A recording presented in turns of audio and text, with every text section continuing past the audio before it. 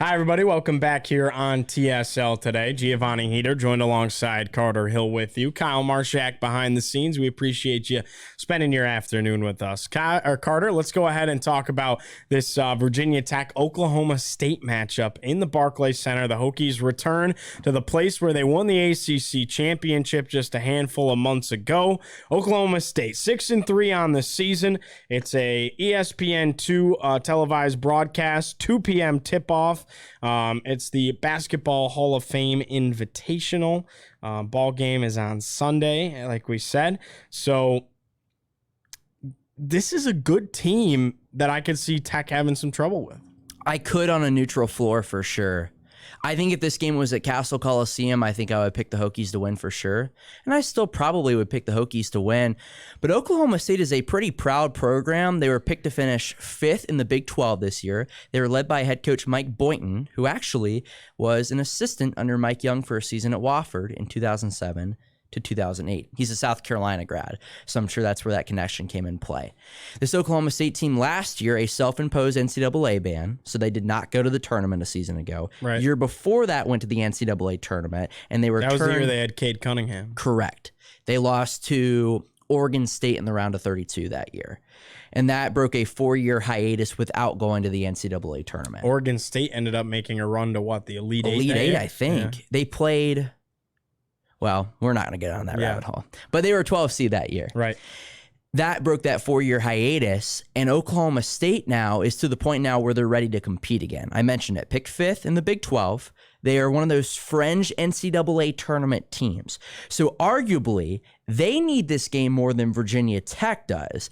It's still early enough in the year where that's not a huge factor, but if you can go on a neutral floor and take down the defending ACC champions, who, I believe they would be a quad 1 opportunity for Oklahoma State, because what's Tech right now in the net? 37? 36. 36, okay. Correct. So this would be a quad 1 opportunity for Oklahoma State. And for Tech, it is a quad 2 opportunity, just barely. Oklahoma State right now is 52 in the net rankings on a neutral site. In order for it to be a quad 1 win, it would have to be top 50. So they're 2 spots away. But that doesn't mean Oklahoma State could move into the top 50 easily. Yeah, so. Right now I think Tech only has 1 quad 1 game, and ironically enough, it's College of Charleston. They're a quad 1 game right now because it was a road game technically, and College of Charleston is really turning some heads and having a really, really nice year, and probably right now the favorite to win the CAA, them or Towson.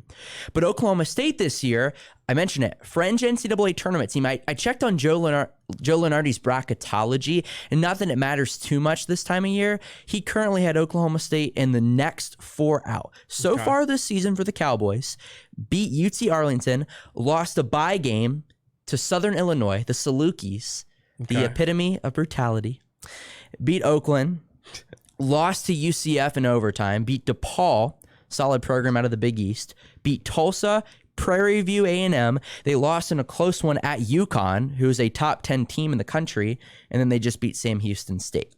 So this is probably, UConn was their toughest test. By far. UConn's 100% on the road. This is a test that Oklahoma State probably thinks they have a really good shot of winning this ball game because it is pretty evenly matched. I know we're going to get into personnel in a minute, but yeah, Oklahoma State should be a tough test for the Hokies, and Virginia Tech's going to be a really tough test for them. No doubt about it. Well, the guy to look out for, Avery Anderson III. He's their leading scorer right now for Oklahoma State, averaging 12.6 points a game, 4 rebounds, 3 assists. He's going to be tough. He's going to be the guy that Hunter Couture is going to guard at the top. No doubt about it. He's been a 3-year starter there, too, correct. 6'3", 158. So pretty much the same size as Couture as well. So yes, and the one guy who actually should be a huge problem for Virginia Tech is Musa Sissi, I believe is how you pronounce his name. 7'1" forward from Guinea. Is that how you even say that country? Guinea? Yeah. Guinea? Okay. Hey, thanks, man. Appreciate it. He is averaging 10.8 rebounds a game, 3.3 blocks. He will be, because they didn't play Armando Bacot, easily the toughest test that Tech has had to play down low this season.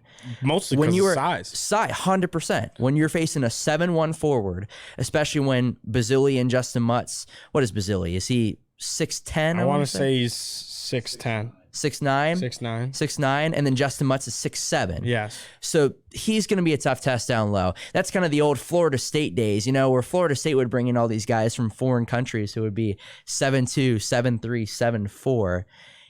He's going to be a guy that Oklahoma State's going to want to throw the ball to down low and get it to him on the block and in the paint.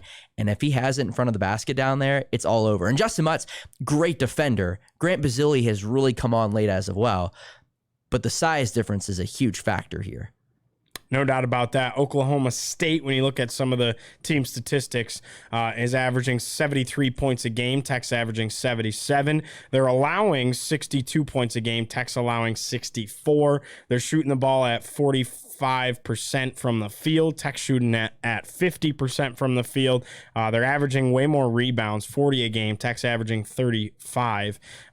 They share the ball well, 13 assists a game. These teams are pretty comparable, really. Very comparable, actually. Very comparable. And this is why I think this is such a good matchup for Virginia Tech. I'd say Tech has played way more difficult competition besides that UConn game. 100%. 100%. I mean, I just read through the schedule. Most of those were bye games. Yeah. UCF was a semi-tough one, but they lost that game, and then they lost to UConn. Virginia Tech has taken care of their toughest test so far this season, North Carolina and Dayton. College of Charleston was a test as well. They fell in that one. But I would say the Hokies have the edge for sure. This game actually was supposed to be played in 2020. Okay. The COVID year, this was supposed to be played up at the Barclays Center. They had it in stone. It was going to be played up there. Obviously, that didn't happen because of COVID.